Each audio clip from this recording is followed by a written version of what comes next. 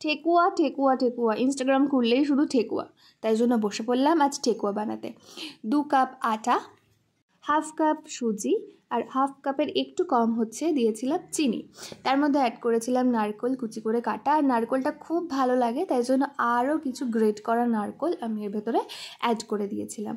ছোটো ছোটো করে কাটা কাজু, তারপর দিয়েছিলাম এলাচ থেতো করে এটা দেওয়া হয়েছিল। তারপরে স্বাদ অনুসারে একটুখানি নুন দিতে হবে, সামান্য নুন অ্যাড করে দিলাম। তারপরে মৌরি, এগুলো দিয়ে এই মিক্সচারটাকে খুব ভালো করে একসাথে মিক্স করে নিলাম, কোনো জল কিন্তু এখনও দিইনি। এরপর দিয়েছিলাম ঘি, বেশ খানিকটা ঘি লেগেছিলো, আর একটু ঘি লেগেছিলো, আর ঘিটা ছিল ঠান্ডা তাই জন্য এটা মিক্স হতে একটু টাইম লাগছিলো, বাট তারপরে খুব সুন্দর মিক্স হয়ে গিয়েছিলো। এই মিক্সচারটা এরকম একটা ডো তৈরি হবে, ভেঙে যাবে হাতে করে মুঠো করলে।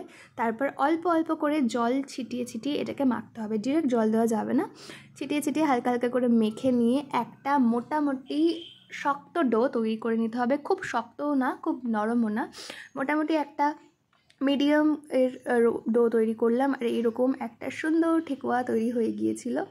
তারপর আমার সুপার পাওয়ার দিয়ে চেক করে নিলাম যে তেলটা গরম হয়েছে কিনা, তারপর সেই তেলে দিয়ে দিলাম ঠেকুয়াগুলো ভাজতে শুরু করলো, আর সুন্দর গোল্ডেন ব্রাউন হয়ে গেল, আর অসাধারণ গন্ধ বেরোচ্ছিলো। ব্যাস রেডি হয়ে গেল ঠেকুয়া।